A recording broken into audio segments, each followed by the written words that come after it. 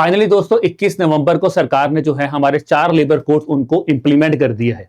अब जो भी बच्चे हम में से यूपीएससी ईपीएफ एग्जामिनेशन की तैयारी कर रहे हैं दोस्तों, तो वहां पे उनके मन में घबराहट है। घबराहट ये है कि सर क्या इन 4 लेबर कोड से सवाल आ सकता है?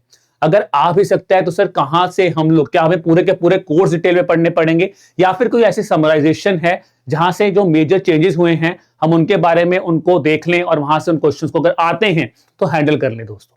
तो ये जो सवाल है दोस्तों आपके मन में, इसी चीज को आज की इस वीडियो में हम जो है उसको कहीं ना कहीं रिजॉल्व करने की कोशिश करेंगे।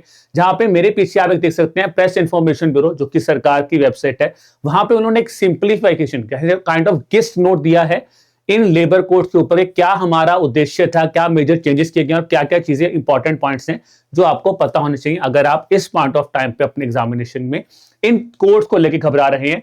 तो ये वीडियो दोस्तों आपके लिए। वीडियो को शुरू करने से पहले दोस्तों, अगर आप इस पॉइंट ऑफ टाइम पे अभी अपनी प्रिपरेशन में ज्यादा से ज्यादा चीजों को प्रैक्टिस करना चाहते हैं दोस्तों, तो एडोटैप आपके लिए एक टेस्ट सीरीज लेके आया है जहां पे इस समय आपको फ्लैट 87% ऑफ जो है वहां पे दिया जा रहा है दोस्तों। और वहां पे जाके जो आप इन क्वेश्चंस हैं इनको प्रैक्टिस कर सकते हैं, ताकि लास्ट मिनट में जितने ज्यादा सवाल आप प्रैक्टिस करेंगे आपको वहां पे बहुत ज्यादा बेनिफिट हो सकता है दोस्तों। बाकी इसमें एनरोल करने के लिए आप हमारी वेबसाइट www.edotap.in पे जा सकते हैं। चलिए दोस्तों शुरुआत करते हैं कि क्या है ये लेबर कोड्स। देखिए कहीं ना कहीं ऐसा नहीं कि लेबर कोड्स एकदम ही आए हैं, बहुत समय से न्यूज में थे। कहीं ना कहीं बस ये एक हमेशा बात होती थी, पता नहीं कभी भी इंप्लीमेंट हो सकते हैं। अब फाइनली सरकार ने 21 नवंबर को इनको इंप्लीमेंट कर दिया है, जहां पे सरकार ने दो चीजों को बहुत क्लियर कट डिफाइन किया है। सरकार ने बोला है हमारा सबसे प्राइम उद्देश्य क्या था। हमारा प्राइम उद्देश्य यह था कि हम एक फाउंडेशन लेकर सके ताकि एक लेबर को प्रोटेक्टिवनेस फील हो, एक फ्यूचर रेडी वर्कफोर्स हम रेडी कर सके और कहीं ना कहीं इंडस्ट्रीज को भी बूस्ट कर सके। ठीक है, इंडस्ट्रीज, एम्प्लॉयमेंट, जो हमारे लेबर रिफॉर्म्स है उनको, जो हमारा आत्मनिर्भरता का जो टारगेट है उसमें हम लोगों को हमारा जो विजन है उसके साथ हम जो है लेबर को लेके चल सके। ठीक है, तो 4 लेबर कोड्स आए हैं जिसमें अगर हम बात करें तो किन किन चीजों पर फोकस किया गया है।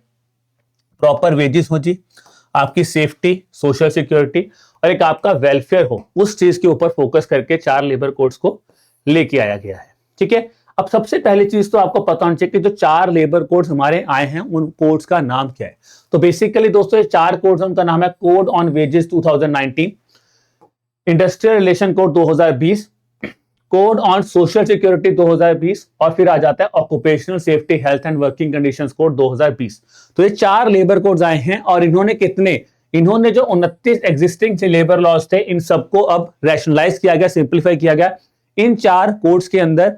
ठीक है, और ये सारे के सारे लॉज जो हैं अब वो फाइनली हमने खत्म कर दिया। यही 4 कोड्स अब हमारे इंप्लीमेंट होंगे।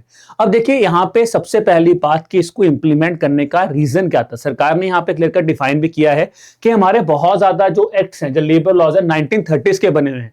देखिए ऑलमोस्ट 100 साल पुराने लॉज हैं, उनमें से काफी चीजें ऐसी हैं जो, तो सबसे पहली बात कि हमारे इंडिपेंडेंट इंडिया में वो वैसे ही लागू नहीं हो सकती। दूसरी बात है बहुत आउटडेटेड हैं, वर्कर स्पेसिफिक बातें बहुत कम की गई हैं, वर्कर्स के इतने राइट्स के डिस्कशंस नहीं हुई है। जैसे नए अगर बात है गिग वर्कर है यार, हमारे प्लेटफॉर्म वर्कर हैं, एआई बेस्ड स्किल्स है, फ्यूचर रेडी वर्कफोर्स की हम बात करें तो वो चीज यहाँ पे नहीं थी। काफी देशों में ऐसी चीजें स्टार्ट की गई थी, बट काफी देशों ने अपने आप को कहीं ना कहीं रिवैम्प किया। इंडिया एक कह सकते हैं कि एक नीड ऑफ आवर में था कि हमें भी अपने आप को बदलना है, बट कहीं ना कहीं अब जो हम कहते हैं ना, right time is always a thing. तो अब सरकार ने बोला है कि हमने जो है इनको फाइनली इंप्लीमेंट कर दिया है। ठीक है, ताकि जो भी हमारी चेंजिंग फ्रेमवर्क है, चेंजिंग नीड्स हैं, हम उन सबको यहाँ पे मीट कर सके। सबसे पहले हमें समझना है कि ये जो चेंजेस हैं इनमें मेजर चेंजेस है क्या। तो एक टेबल दिया गया है जहां पे कंपैरिजन किया गया है लेबर इकोसिस्टम को मेजर पॉइंट्स के ऊपर। सबसे पहली चीज बोली गई है दोस्तों फॉर्मलाइजेशन ऑफ एम्प्लॉयमेंट। इन्होंने बोला है कि यहाँ पे कोई भी, पहले क्या था, कोई अपॉइंटमेंट लेटर नहीं दिया जाता था।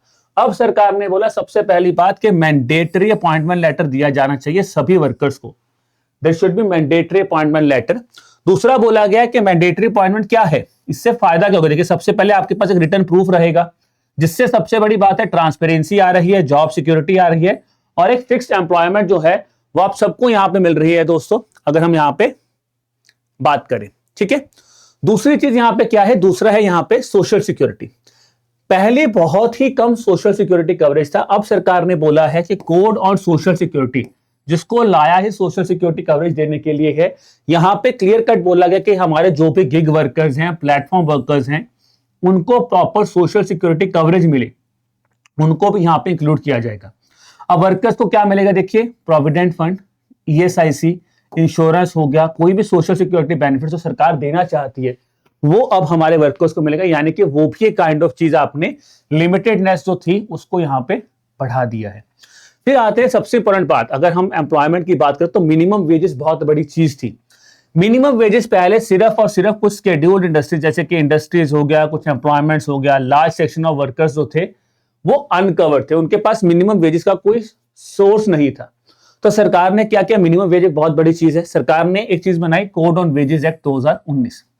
इसके अंतर्गत सबसे पहले अब ये आपको एक लीगल राइट दिया गया है, यानी कि सभी वर्कर्स को एक लीगल राइट, स्टैट्यूटरी राइट मिला कि ताकि उनको एक मिनिमम वेज पेमेंट दी जाएगी। ठीक है जी, मिनिमम मिलेगी और टाइमली पेमेंट मिलेगी ताकि वो अपनी फाइनेंशियल सिक्योरिटी भी हो। कई जगह पे क्या था कि मिनिमम वेज पेमेंट भी कोई डिसाइडेड नहीं था, और दूसरी सबसे बड़ी बात कर रही है यहाँ पे यार कि टाइमली पेमेंट नहीं आती थी, लोगों को बहुत बहुत टाइम वेट करना होता, लोग कहते नहीं अभी देंगे कल देंगे, तो उन्होंने बोला टाइमली पेमेंट मिले, ये चेंजेस किए गए। फिर बोला गया है कि प्रिवेंटिव हेल्थ केयर के ऊपर, पहले कोई भी ऐसे हेल्थ चेकअप्स के ऊपर कोई भी लीगल रिक्वायरमेंट नहीं था, अब सरकार ने बोला है कि अगर कोई पर्सन 40 इयर्स अबव हैं, ठीक है, तो उनका फ्री एनुअल हेल्थ चेकअप आपको करवाना चाहिए ताकि उनकी एक बेटर हेल्थ जो है वो मेंटेन की जा सके। फिर आते दोस्तों टाइमली वेजेस वाला पार्ट, जो मैंने आपको बताया था कि पहले कोई भी कंप्लायंस नहीं था, no mandatory compliance for employers payment of wages, employer के ऊपर कुछ नहीं था कि कब तक उनको पेमेंट देनी है। अब यहां पे सबसे बड़ी बात है, मैंडेटरी कर दिया गया है कि भाई आपको वेजेस टाइमली देनी है, ठीक है, ताकि फाइनेंशियल स्टेबिलिटी हो सके, वर्क स्ट्रेस कम हो सके और कहीं ना कहीं एक मोराल ऑफ वर्कर जो बूस्ट हो सके। ऑब्वियसली बात है दोस्तों, अगर टाइम टू टाइम आपको सैलरी मिलेगी तो कहीं ना कहीं वर्कर भी मोटिवेट फील करेंगे ना, तो यही यहाँ पे जो है चेंज किया गया है। फिर आ जाते हैं दोस्तों वुमेन वर्कफोर्स को लेके। वुमेन वर्कफोर्स को लेके यहाँ पे इस कोर्स में बहुत बार आप आगे भी देखेंगे जो डिस्कशन किया गया है, सबसे बड़ा डिस्कशन ये किया गया कि वुमेन्स एम्प्लॉयमेंट एंड नाइट जो था वो रिस्ट्रिक्टेड था, कि नाइट में वुमेन जॉब नहीं कर सकती हैं, कुछ ऑक्यूपेशंस को लेके यहाँ पे रिस्ट्रिक्टिवनेस थी। अब गवर्नमेंट ने क्लियर कट किया कि वुमेन्स जो हैं वो नाइट में भी वर्क कर सकती हैं, किसी भी तरह के वर्क में वो काम कर सकती हैं। कंडीशन ये लगाई गई है कि आपको उनका कंसेंट लेना है and safety measures are required. तो ये दो चीजें आपको याद रखनी है कि they can work in anything, any type of work, but subject to the consent and required safety measures. और वुमेन्स को यहाँ पे इक्वल अपॉर्चुनिटी दी जाएगी जी, ताकि वो हायर इनकम ले सके और हाई पेइंग जॉब रोल्स जो हैं वहां पे वो जॉब कर सके, ज्यादा बेटर इनकम जो है वो अर्न कर सके और इक्वल अपॉर्चुनिटीज उनको मिले अर्निंग हायर इनकम्स के लिए। फिर आते हैं ईएसआईसी कवरेज, जिसको बोलते हैं employ state insurance corporation coverage. ESIC coverage जो पहले था बहुत नोटिफाइड, लिमिटेड एरियाज में नोटिफाइड था, फ्यूअर देन 10 एम्प्लॉयज जो था वहां पे जनरली हम उनको एक्सक्लूड ही कर देते थे कि नहीं भाई उनको रिक्वायर्ड नहीं है। फिर यहाँ पे क्या था प्रॉब्लम, कहां पे प्रॉब्लम है, यहाँ पे hazards process units did not have uniform mandatory, मतलब वहां पे कोई मैंडेटरी नहीं था, लोग इतना ज्यादा हैजार्डस वर्क कर रहे हैं वहां पे उनके लिए ईएसए यानी कि स्टेट इंश्योरेंस जो है एम्प्लॉय स्टेट इंश्योरेंस वो मैंडेटरी नहीं था। तो सरकार ने बोला ये तो बड़ा कंसर्न है, तो सरकार ने सबसे पहले तो क्या किया, बेनिफिट्स जो है उनको पैन इंडिया एक्सटेंड कर दिया ईएसआईसी का। ठीक है, इन्होंने बोला कि हाँ यार जो भी एम्प्लॉयज 10 से कम अगर वहां पे पर्सन हैं तो उनके लिए वॉलंटरी है, बट अगर आप किसी हैजार्डस प्रोसेस में इन्वॉल्व हैं तो चाहे आपके पास एक एम्प्लॉय ही क्यों ना हो तभी भी आपको ये मैंडेटरली ईएसआईसी कवरेज में उस पर्सन को लेके आना पड़ेगा। यानी कि जो ये वाला कंसर्न था हैजार्डस वर्क वाला, इसको यहां पे अब जो है प्रोटेक्शन कवरेज में यहां पे बढ़ा दिया गया है। फिर आते कंप्लायंस बर्डन, तो ये भी बहुत बड़ा इशू था जी, बहुत ज्यादा मल्टीपल रजिस्ट्रेशन थे, लाइसेंसिंग नेटवर्क्स थे, बहुत ज्यादा डिफरेंट लेबर लॉज, तो बहुत ज्यादा टीडीएस हो रहा था काम, कॉम्प्लिकेट हो रहा था, अननेसेसरी लोगों के टाइम ज्यादा लग रहे थे। तो उसको बहुत सिंप्लीफाई किया गया कि सिंगल रजिस्ट्रेशन सिस्टम कर दिया गया है, पैन इंडिया बेस्ड आपको सिंगल लाइसेंस मिलेगा और सिंगल रिटर्न ही आपको फाइल करनी, यानी कि जो आपको डिफरेंट लेबर लॉज में घूमना पड़ता था वो चीज यहां पे इसको सिंप्लीफाई कर दिया गया है। ठीक है, अब आते हैं कि डिफरेंट सेक्टर्स में क्या क्या मेजर रिफॉर्म्स जो हैं वो किए गए हैं। सबसे पहले आते हैं जी फिक्स टर्म एम्प्लॉयज को लेकर क्या बोला गया। उन्होंने बोला जो भी फिक्स टर्म एम्प्लॉयज हैं will receive all the benefits equal to permanent workers. ठीक है, उनको लीव हो गया, मेडिकल हो गया, सोशल सिक्योरिटी सब कुछ मिलेगा। ठीक है जी, that is equal to the permanent workers जो फिक्स टर्म एम्प्लॉयज हैं। और दूसरी बात यह है अब उनको भी ग्रेचुइटी मिलेगी 1 साल के बाद। पहले ये प्रोविजन था 5 साल का, अब 1 साल के बाद जो है they will be getting the gratuity here. ठीक है, फिर आ जाता है इक्वल वेजेस, जो मैंने बोला था equal wages as permanent staff, increasing income and protection. Obviously बात है, परमानेंट स्टाफ की तरह इक्वल वेजेस मिलेंगी, डायरेक्ट हायरिंग की जाएगी। ठीक है, और यहां पे मैं बात करूं जो कंट्रेक्चुअलाइजेशन है उसको कहीं ना कहीं कम करने की बात यहां पे की गई है। फिर आते हैं गिग वर्कर्स। पहली बार हुआ है दोस्तों कि किसी एक्ट में हमने प्रॉपर गिग वर्कर और एक प्लेटफॉर्म वर्कर जो है इनको डिफाइन किया गया है। ठीक है, सो इनको प्रॉपरली डिफाइन किया है कोड ऑन सोशल सिक्योरिटी के अंदर। ठीक है जी, आई थिंक आप देख लेना कोड ऑन वेजेस, जो आपने पढ़े भी होंगे, तो एक बार इनकी डेफिनेशन आप प्लीज एक बार गोल थ्रू कर लीजिएगा। और दूसरा बात आता है कि एग्रीगेटर्स को ये बोला गया कि they must contribute 1 to 2% of the annual turnover. ठीक है जी, which is capped at 5% of the money payable to gig and platform workers, वो आपको कहीं ना कहीं उतना कॉन्ट्रीब्यूट उनको करना है। फिर आधार लिंक्ड यूनिवर्सल अकाउंट नंबर जो है वो दिया जाएगा, ताकि उनके जो बेनिफिट्स हैं इजी हो सके, एक्सेसिबल हो, पोर्टेबल हो और अवेलेबल हो सभी जगह पे, रिगार्डलेस ऑफ देयर माइग्रेशन। ठीक है, फिर आता है गिग वर्कर। फिर आता है जी अगला पार्ट आता है कॉन्ट्रैक्ट वर्कर। तो देखिए कॉन्ट्रैक्ट वर्कर के केस में यहाँ पे क्या बोला गया है, सबसे पहली बात जैसे मैंने फिक्स टर्म एम्प्लॉयज में बोला, वो ऑब्वियसली एम्प्लॉयबिलिटी बढ़ेगी, सोशल प्रोटेक्शन होगा, लीगल प्रोटेक्शन तो मिलेगा ही मिलेगा। यहां पे भी ये बोला गया है कि जो यहाँ पे हमारे फिक्स टर्म एम्प्लॉयज हैं उनको 1 साल के बाद कॉन्टिन्यूस सर्विस के बाद उनको ग्रेचुइटी मिलेगी। और यहाँ पे ये बोला गया कि यार प्रिंसिपल एम्प्लॉयर जो है उनको हेल्थ बेनिफिट्स जो हैं, आपके सोशल सिक्योरिटी बेनिफिट्स जो है वो कॉन्ट्रैक्ट वर्कर्स को भी देने हैं। यानी कि जो हेल्थ की बात हो रही है, सोशल सिक्योरिटी की बात हो रही है, सोशल प्रोटेक्शन कवरेज पे काफी ज्यादा ध्यान दिया गया है कि किसी भी वर्कर को, चाहे वो फिक्स टर्म वर्कर है, गिग एम्प्लॉय है, आपने बोला कॉन्ट्रेक्चुअल वर्कर है, यार उनको भी आपको वो बेसिक चीजें प्रोवाइड करनी है। ये एक बहुत बड़ी चीज है जो इन कोर्स पे आने से चेंज होंगी। फिर मैंने बोला फ्री एनुअल हेल्थ चेकअप, अभी बताया था कि 40+ एज हो जाती है तो आपको फ्री एनुअल हेल्थ चेकअप्स भी जो है वो प्रोवाइड किए जाएंगे। फिर आते हैं जी वुमेन वर्कर्स को लेकर क्या क्या चेंजेस किए गए। सबसे पहली बात तो उन्होंने जेंडर डिस्क्रिमिनेशन को बिल्कुल ही खत्म कर दिया। उन्होंने बोला कोई भी ऐसा वर्क नहीं है जहां पे आप बोलेंगे सिर्फ मेल डोमिनेटेड वर्क है, जेंडर डिस्क्रिमिनेशन बिल्कुल खत्म कर दिया गया है। उन्होंने बोला इक्वल पे दी जाएगी इक्वल वर्क के लिए। ठीक है जी, वुमेन्स जो हैं वो नाइट में काम कर सकती हैं, माइनिंग में काम कर सकती हैं, हैवी मशीनरी में काम कर सकती हैं।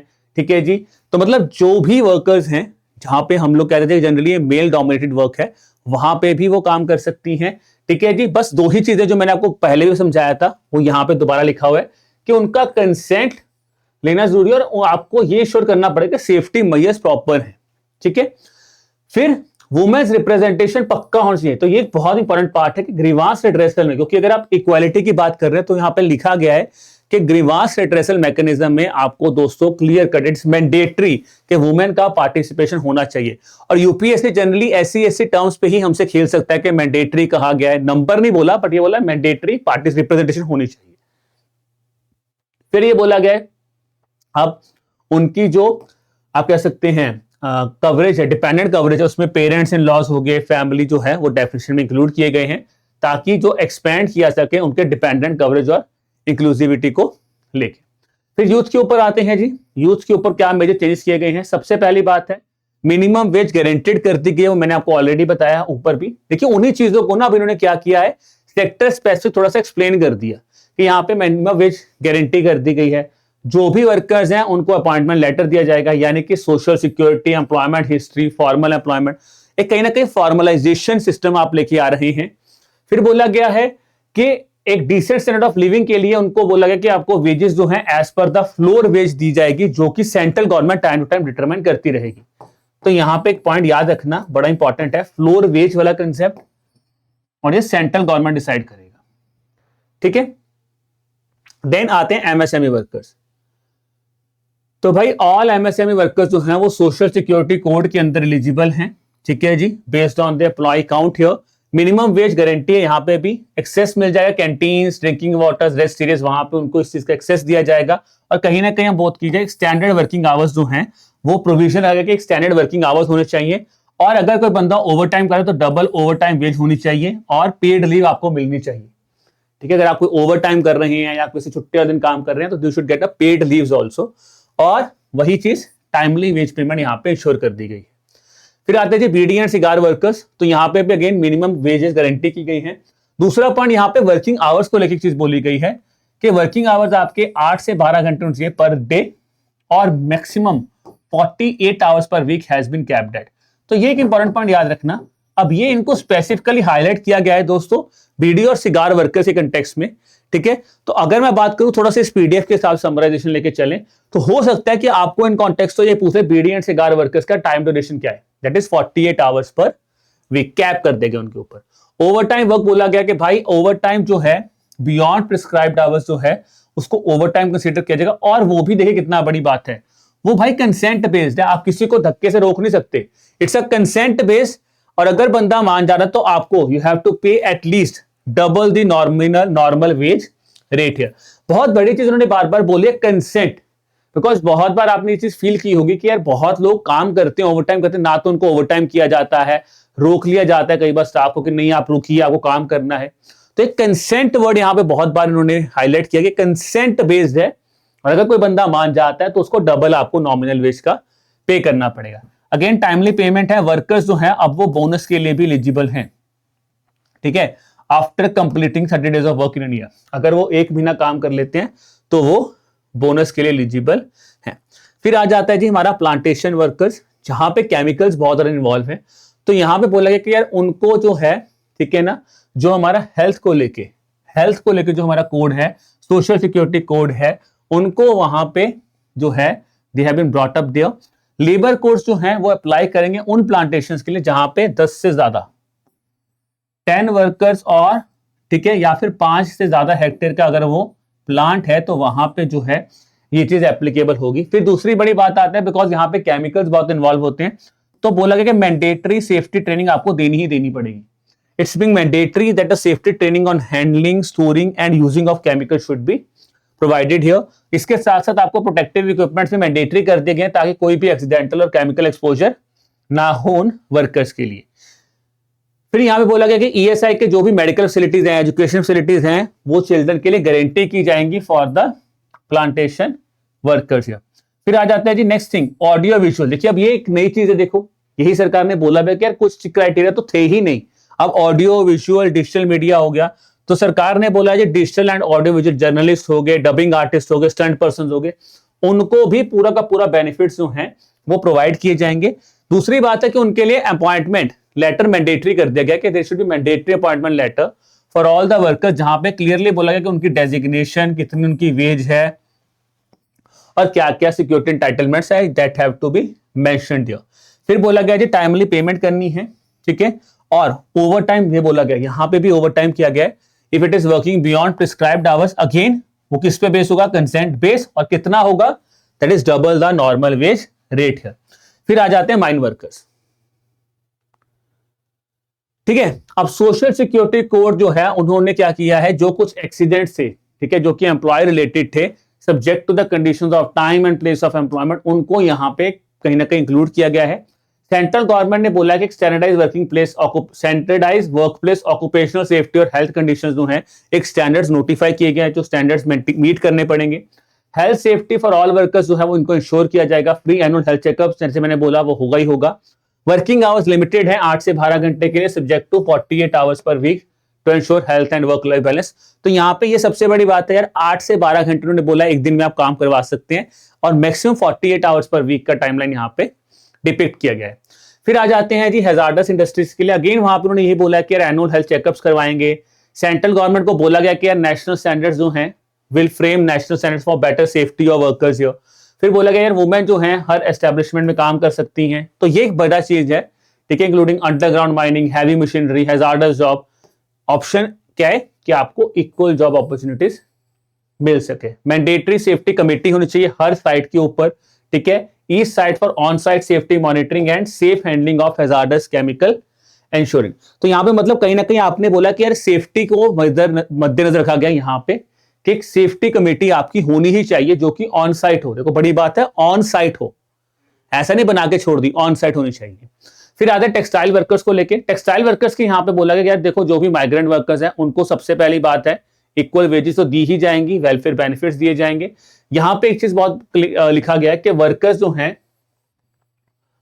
वो क्लेम ले सकते हैं, can claim for up to 3 years of settlement of pending dues. तो 3 साल के बीच में जो आपको ड्यूज पेंडिंग है उनका क्लेम आप ले सकते हैं। और अगेन अगर ओवर टाइम है तो डबल वेजेस आपको यहाँ पे भी मिल जाएंगे। फिर आ जाता है दोस्तों आईटी एंड आईटीएस वर्कर्स। तो यहाँ पे सैलरी जो है मैंडेटरी कर दी गई है। आईटी वर्कर्स के लिए रिलीज ऑफ सैलरी मैंडेटरी है by 7th of every month. तो ये एक पॉइंट याद रखना कि 7th तक आपको सैलरी मैंडेटरी देनी है। ट्रांसपेरेंसी होनी चाहिए, ठीक है। Equal pay for equal work तो हमने पढ़ा ही है। वुमेन्स नाइट में काम कर सकते ताकि उनको ज्यादा से ज्यादा अर्न करने की अपॉर्चुनिटी मिले। फिर टाइमली रेजोल्यूशन बोला गया दोस्तों, ठीक है जी, कि हरासमेंट है, डिस्क्रिमिनेशन कुछ भी हो रहा है, अगर ऐसा कोई भी इशू आता है तो आप उनको टाइमली रिजॉल्व करें। और फिर बोला गया है social security benefits, fix term employment mandatory है इन द अपॉइंटमेंट लेटर। तो आपको क्लियर कट डिफाइन करना है। ये देखिए मतलब यहाँ पे अगर आपका अपॉइंटमेंट लेटर का मतलब ये नहीं सिर्फ अपॉइंटमेंट लेटर, हम बढ़ रहे हैं कि हर जगह पे क्लियर कट डिफाइंड है कि आपके फिक्स टर्म एम्प्लॉयमेंट होनी चाहिए, मैंडेटरी होना चाहिए टू बी मेंशन्ड हियर। फिर आ जाता है डॉक वर्कर्स। अब जो डॉक यार्ड्स आते हैं तो डॉक वर्कर्स में क्या बोला गया, सबसे पहले तो फॉर्मल रिकॉग्निशन, वही बात है, लीगल प्रोटेक्शन है, मैंडेटरी अपॉइंटमेंट लेटर दे दिया गया है। फिर इनको बोला गया कि आपका provident fund, pension, insurance benefits जो हैं वो सबको दिए जाएंगे, चाहे वो कॉन्ट्रैक्टर हो या वो डॉकयार्ड वर्कर हो। एनुअल हेल्थ केयर चेकअप्स होगा। डॉक वर्कर्स जो है mandatory to get mandatory medical facilities, first aid, sanitary and washing area so that decent work condition and safety can be met here. फिर आ जाते हैं जी export workers को लेकर उन्होंने क्या बोला। उन्होंने सबसे पहले बोला गया कि एक्सपोर्ट सेक्टर को जो है वो फिक्स्ड टर्म वर्कर्स,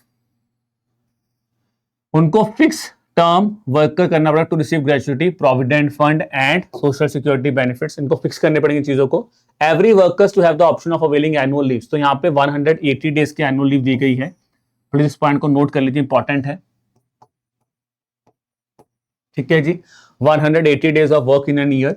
उसके बाद हर वर्कर को बोला है कि टाइमली वेज पेमेंट, कोई अनऑथोराइज डिडक्शन नहीं की जाएगी, कोई भी वेज सीलिंग रिस्ट्रिक्शन नहीं है यहाँ पे, ठीक है। और वुमेन्स को अगेन विद नाइट काम कर सकते विद कंसेंट, और हर तरह की अपॉर्चुनिटी उनको देनी आपको पड़ेगी। फिर आ जाते हैं जी बियॉन्ड दी मेजर वेलफेयर। इस देखो ये तो उन्होंने बता दिया क्या क्या हमने मेजर वेलफेयर जो है अनाउंस किए हैं। इसके अलावा कुछ और बेसिक चीजें इन्होंने स्टार्ट की हैं। जैसे सबसे पहले हमने बहुत बार पढ़ा है फ्लोर वेज रेट। तो फ्लोर वेज रेट का मतलब क्या है कि यार एक मिनिमम वेज रेट डिसाइड किया जाएगा सरकार द्वारा, उसके बियॉन्ड, उसके नीचे जो है आप मनी नहीं दे सकते। तो कहीं ना कहीं जैसे एमएसपी आप समझो मिनिमम सपोर्ट प्राइस, तो इसी तरह से एक फ्लोर वेज रेट डिसाइड किया गया जो कि सेंट्रल गवर्नमेंट डिसाइड करेगी टाइम टू टाइम, ठीक है। फिर आता है जेंडर न्यूट्रल। भाई पे आपकी जेंडर न्यूट्रल होगी, इसमें ऐसा नहीं है कोई डिस्क्रिमिनेशन नहीं है, ठीक है। कोई भी पर्सन हो उनको इक्वल अपॉर्चुनिटी मिलेगी और इक्वल पे मिलेगा। फिर आ जाता है इंस्पेक्टर। देखिए बहुत बड़ी चीज आती है इंस्पेक्टर राज। तो सरकार ने क्लियर कट बोला इंस्पेक्टर का काम जो है प्यूनिटिव मैटर काम करना नहीं है कि आपको बहुत ज्यादा हल्ला गुल्ला नहीं करना, आपको बेसिकली करना है आपको एज अ अवेयरनेस मैटर, आपको गाइडेंस क्रिएट करनी है, अवेयरनेस क्रिएट करना, कहीं ना कहीं कंप्लायंस करना, जो सपोर्ट करना है कि यार इस चीज को हम कैसे कंप्लायंस कर सकते हैं, सपोर्ट करिए इस चीज को। Fast and predictable dispute resolution. तो 2 मेंबर इंडस्ट्रियल ट्रिब्यूनल्स होंगे, ठीक है जी, and has the option to approach tribunals directly after conciliation. तो आप डायरेक्टली वहां पे जा सकते हैं। सिंगल रजिस्ट्रेशन मैंने आपको बताया था, single registration, single licence and single return होगा। तो सेफ्टी एंड वर्किंग कंडीशन के कंटेक्स्ट में ये बोला गया है कि भाई मल्टीपल ओवरलैपिंग नहीं है, सिंपल एक सिंगल रजिस्ट्रेशन सिस्टम होगा, पैन से रजिस्टर किया जाएगा, सिंगल लाइसेंस दिया जाएगा और सिंगल रिटर्न आपको फाइल करना है। फिर आपकी mandatory safety committee clear cut बोला गया है कि सरकार ने बोला है अगर आपके पास 500 से ज्यादा वर्कर हैं तो आपकी सेफ्टी कमेटीज मैंडेटरी हैं। You have to make sure that you have a mandatory safety committee, ठीक है जी, ताकि आपकी वर्क प्लेस जो अकाउंटेबिलिटी उसको बेटर किया जा सके, ठीक है जी। और फिर दोस्तों यही था जो इसमें मेजर है आपके इन कोर्स के अंदर। तो एक ब्रीफ समरी है दोस्तों आप बच्चों के लिए, जो भी बच्चे अब ईपीएफ एग्जामिनेशन की तैयारी कर रहे हैं। अगेन मैं ये नहीं कहूंगा दोस्तों बिकॉज कोर्स आपने हो सकता है अगर आप काफी टाइम से तैयारी करें तो आपने कोर्स के बारे में एक ओवरव्यू किया होगा, ठीक है। बट क्योंकि अब ये एग्जीक्यूट हो चुके हैं, इंप्लीमेंट हो चुके हैं, तो कहीं ना कहीं डर लगता है कि सर क्या मैं सारा कुछ करूं। तो एक ब्रीफ है जो प्रेस इंफॉर्मेशन ब्यूरो के एक आर्टिकल में सरकार ने हमें बताया है कि यार ये इंपॉर्टेंट चीजें हैं जो हमने की हैं इस कोड के द्वारा, ये हमें लग रहा है हम ये बेनिफिट्स दे रहे हैं। तो ये पीडीएफ जो है दोस्तों आपको हमारे टेलीग्राम चैनल से मिल जाएगा, ठीक है। उसका लिंक आपको डिस्क्रिप्शन में दे दिया गया है दोस्तों, वहां पे जाके आप इस पीडीएफ को ले सकते हैं। बाकी मैं ये भी बोलूंगा दोस्तों कि देखिए बहुत ज्यादा घबराइए मत इस पॉइंट ऑफ टाइम पे, क्योंकि मुझे पता है पैनिकिंग स्टेज आएगा कि सर कहीं ऐसा तो नहीं है कि इसी में से क्वेश्चन आ गए। देखिए पहली बात एग्जाम यूपीएससी का है, पर जनरली यूपीएससी के एग्जाम में जो हमने अभी तक हमारा एक्सपीरियंस कहता है, जो हमने ऑब्जर्व किया है कि यूपीएससी जनरली पेपर अपना 15-20 दिन पहले सेट कर गया होता है। तो हो सकता है कि जो कोड्स आपके जो न्यूज में हैं, तो ऐसा नहीं कि बहुत ज्यादा ही कि अब इसी में से सारा पेपर एकदम आपका बदल जाएगा। चीजें आपने पढ़ी हैं, बस थोड़ा सा आपको काम माइंड के साथ जो मेजर चेंजेस यहाँ पे अनाउंस किए आप एक बार उसके बारे में देख लीजिए, ताकि आपकी बाकी प्रिपरेशन हैम्पर ना हो इस चीज में, ठीक है दोस्तों। तो ये था ये वीडियो दोस्तों, जहां पे हमने एक ब्रीफ समरी डिस्कस की है कि क्या इंपॉर्टेंट चीजें हैं जो इन 4 कोड्स के थ्रू गवर्नमेंट ने एग्जीक्यूट की हैं, ठीक है जी, और क्या क्या मेजर चेंजेस हैं पुराने लेबर लॉ से लेकर नए लेबर कोड्स के बीच में, तो वो पॉइंट्स डिस्कस किए। सेक्टर स्पेसिफिक पॉइंट्स डिस्कस किए कि किन सेक्टर में क्या क्या चीजें की बताई गई हैं, क्या की फैक्ट्स जो हैं उन्होंने बोला है कि आप होल्ड कर लीजिए, और कौन सी ऐसी नई टर्मिनोलॉजीज हैं या कौन से ऐसे नई चीजें जिनको उन्होंने स्पेसिफिकली यहाँ पे क्लियर कट जो है वो डिफाइन किया है, ठीक है दोस्तों। So I wish you all the best for the examination दोस्तों। Keep working hard, keep preparing hard. चलिए जी, बाय बाय।